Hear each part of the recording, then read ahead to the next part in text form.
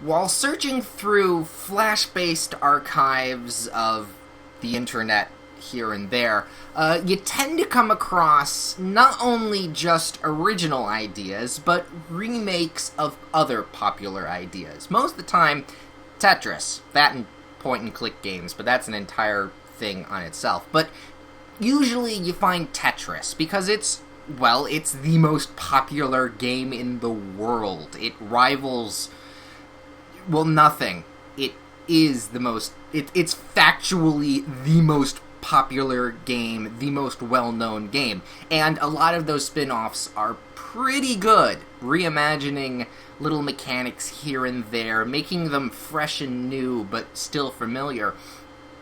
What you don't come across, though, is spin-offs of Minesweeper. I would argue that Minesweeper, while not being the new Tetris, air quotes there, is probably as prevalent as Tetris. Minesweeper has been around, not as long as Tetris, mind you, but, I mean, you don't see Tetris installed on every single computer ever made for the past, I don't know how many years computers have been around. So it's surprising when you don't see twists of Minesweeper all over the internet. Must not be as popular, but still, out there. Mine of Sight, coming back to all around the subject of what we're playing, Mine of Sight is a reimaginative version of Minesweeper. It takes more of a nonogram style puzzle logic game here. One of my favorite types of logic puzzles, mind you, so I might have a slight bias on this. But I think it takes the original concept of Minesweeper and turns it well enough to make it its own game. It's quite interesting, and it gets kind of difficult at times. So let's play this game and have some fun. So let's start with the basics. These are the relatively easy mechanics to understand before we get into a whole bunch of other stuff that even I haven't touched because it's actually kind of difficult. What we have here is an unconventional Minesweeper board. Usually, if you are familiar with Minesweeper, if not, then go into your games folder that has always been on your computer and look it up. It's relatively easy. Minesweeper is a size-by-size board filled with tiles. And you don't know what any of those tiles are until you click on them. Now, when you do click on them, either three things will happen. One, you hit a number, which is good. Two, you hit a blank space, which reveals the rest of the blank space and then numbers adjacent to those areas, which again is good. Or, on the very surprisingly normal chance, you click a mine, which is bad, because, you blow your legs off and start, crawling towards safety, although you'll probably bleed out if you're alone. In Mine of Sight, the board is changed. Well, it's changed thusly. It's not a logic puzzle game, but a puzzle game with logic puzzle elements. We have here tiles that we don't know what's behind, but the numbers that are already shown tell us where the mines are. Like in Minesweeper, the numbers say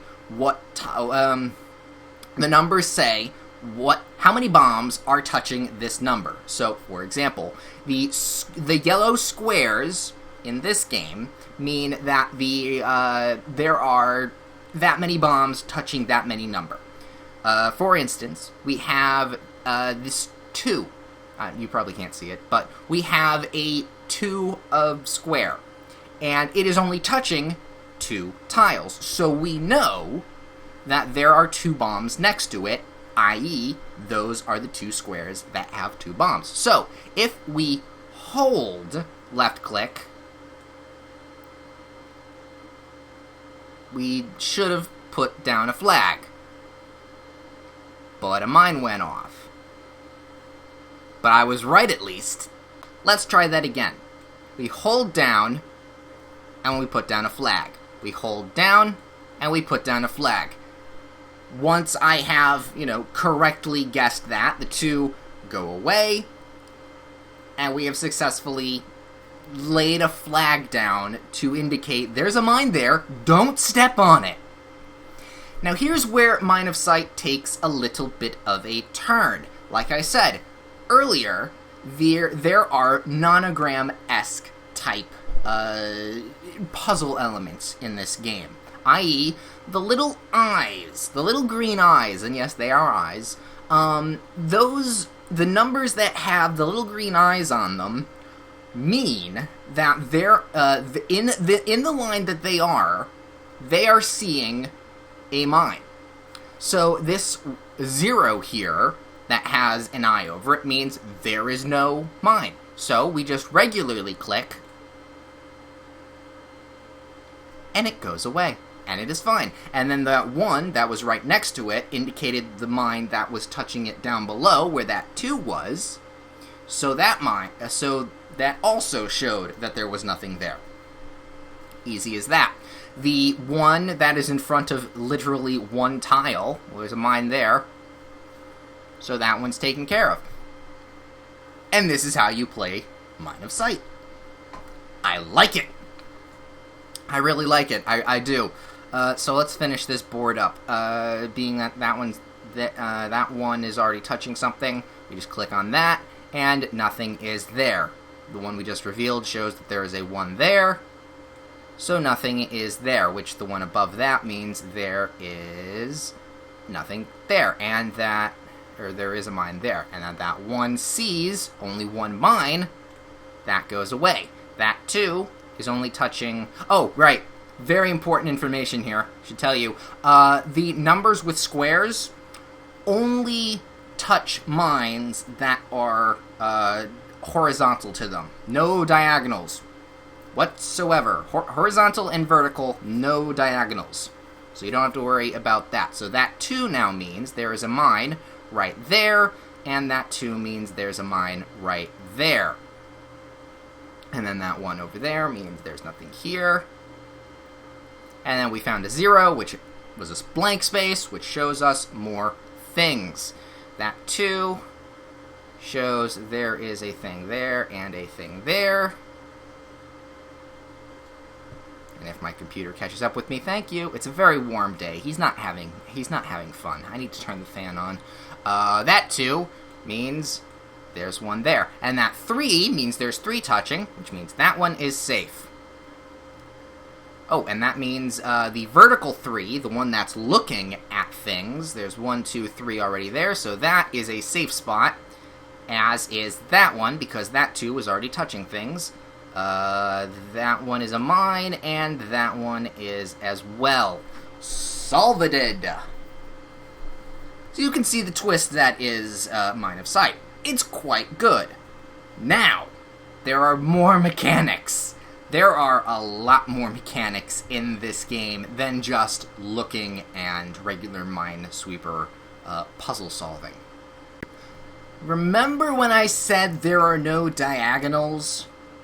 Well, the dotted squares are diagonals. So, this is a mine, and this is a mine, which means that and that are not. Oh boy, this stuff starts getting very complicated very fast. And then we also have these blue dotted lines surrounding the vision numbers. That means that shapes are involved. And by shapes, I mean there is a block square that is that has 2 mines touching each other. So, let's think. Let's think very carefully. Well, this and this have to be mines. So that 1 goes away, but that 2 vision sees another 2 clumped together, which means that, is this one okay? Yeah, that one's fine, which, why did that one go away? I don't know. So this one and this one goes, and then I'm guessing that one goes as well. I might not actually know what the blue ones do. I don't know. I'm skipping levels here, mind you. I haven't actually completed all of these levels. They're actually tricky. And, well, let's do another one and see if I can't figure out this mechanic. Oh, fuck. Okay. Okay. Okay, we have problems. Well, let's start with something simple. This 2 at the bottom corner says it sees 2 clumps. I'm going with the clump theory. So this and this are not at all. So what if I click on it? No, it's a mine. Okay, restart that again. Okay. Yeah, when you restart a level, it kind of shuffles the puzzle up a little bit, so you can't use memory for this. It knows. It knows what you tend to do. That and that. No. Can I click on it? I can click on it, and I can click on that. I have no idea what this mechanic is. At all.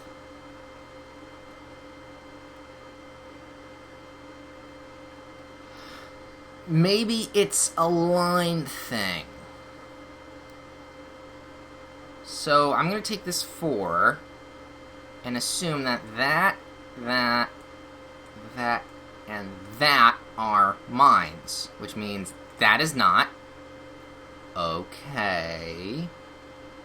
We are learning, which means this 4 up here is that and that, which means this one, this one, this one, and this one are not, which means that and that are mines. Okay, I think I understand that.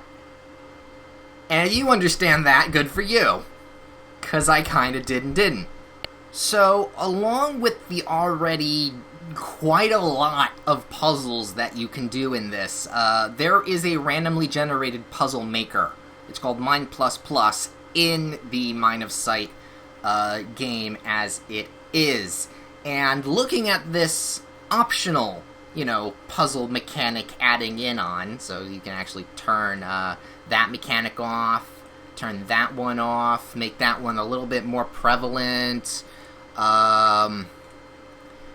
There's customizableness to this, and also mechanics that I have no idea what they are. There's a heart and a crown. I have no idea what those do. I have barely scratched the surface of this, but I already know this is really, really good. Anyway, yeah, though this is tricky. This is a tricky game, and if you want to indulge yourself in a tricky puzzle game that is kind of like Minesweeper, the link to this is in the description below. My name is Ben Dark Arts, and hopefully you take another look at Minesweeper if you enjoy this game. That is. No, take a look at Minesweeper. It is a cherished game that not many people cherish. And I hope now, after you've played this, you'll go back and play original Minesweeper and get frustrated by how much you don't understand how Minesweeper works, because some people are like that. I'm not surprised, but, it's a little surprising.